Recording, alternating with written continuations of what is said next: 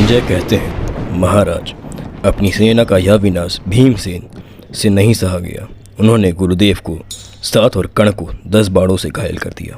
इस आघात प्रतिघात को निरंतर जारी रखने की इच्छा से द्रोणाचार्य ने भीमसेन को 26, कर्ण ने 12 और अश्वत्थामा ने 9 बाण मारे। उसी समय बाहुबली भीम को राजा दुर्योधन ने भी 6 बाण मारकर घायल कर दिए। इन सभी के बाणों की चोट से कुंती नंदन भीम व्याकुल हो उठे। उन्होंने द्रोण को 50, कर्ण को 10, दुर्योधन को 12, अश्वत्थामा को 8 बाण मारे, एक के बाद भीम को देखने मात्र से भय लग रहा था। भयंकर गर्जना करते हुए भीम ने रण क्षेत्र उन सब का सामना किया। भीमसेन मृत्यु के तुल्य अवस्था में पहुंच गए थे और अपने प्राणों को त्याग करना चाहते थे। उसी समय शत्रु अर्थात युधिष्ठिर ने अपने योद्धाओं को यह कहकर आगे बढ़ने की आज्ञा दी, तुम सब लोग भीमसेन की रक्षा करो। यह सुनकर वे अमित तेजस्वी वीर भीमसेन के समीप चले। महारथी सात्यकी, महारथी पांडु कुमार, माद्रीपुत्र, नकुल, सहदेव, यह सभी अपने धनुष की टंकार को देते हुए भीम के समीप जा खड़े हुए, मानो कोई लोहे की दीवार बना दी हो।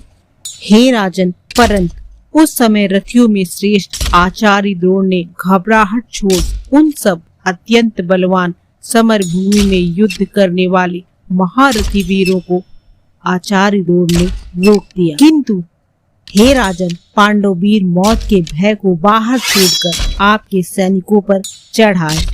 घुड़सवारों को तथा रथरोहियों पर वार करने लगे। उन युद्धों में शक्ति और खंडाक के घातक प्रहार हो रहे थे। फारसे की मार से जो हो रहा था उसके परिणाम सामने आ रहे थे। तलवारें खींचकर किसी की गर्दनें काट दी जा रही थी और किसी के जिस्म के 2 टुकड़े जमीन पर पड़े हुए थे। हाथियों के संघर्ष में अत्यंत तरुण संग्राम होने लगा।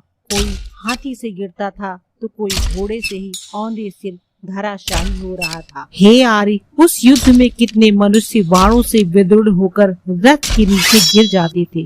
कितने ही योद्धा कवच शून्य हो धरती पर गिर पड़ते थे और सहसा कोई हाथी उनकी छाती पर पैर रखकर उनके मस्तक को भी कुचल देता। दूसरे हाथियों ने भी दूसरे बहुत से गिरे हुए मनुष्यों को अपने पैरों से रौंद डाला था। अपने दांतों से धरती पर आघात करते हुए बहुत से रथियों को चीर डाला था। हे राजन, ये दृश्य बहुत ही भयंकर था। रणभूमि का कितने ही गजराज अपने दांतों में लगी हुई मनुष्य की आंतें लिए हुए समर भूमि में सैकड़ों योद्धाओं को कुचलते हुए चक्कर लगा रहे थे।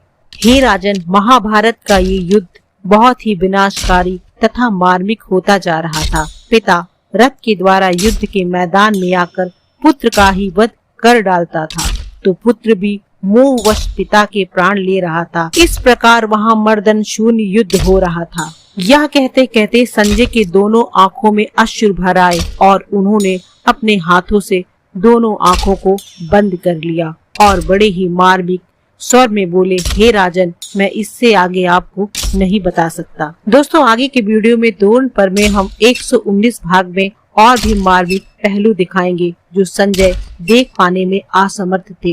उनकी आंखें यह सब देखने के लिए तैयार नहीं थी क्योंकि आगे और भी भयंकर युद्ध होने वाला था। वीडियो ज्यादा बड़ा न हो जाए इसलिए यहीं पर स्थगित करते हैं। आप सब आशा है इस महाभारत का आनंद जरूर ले रहे होंगे।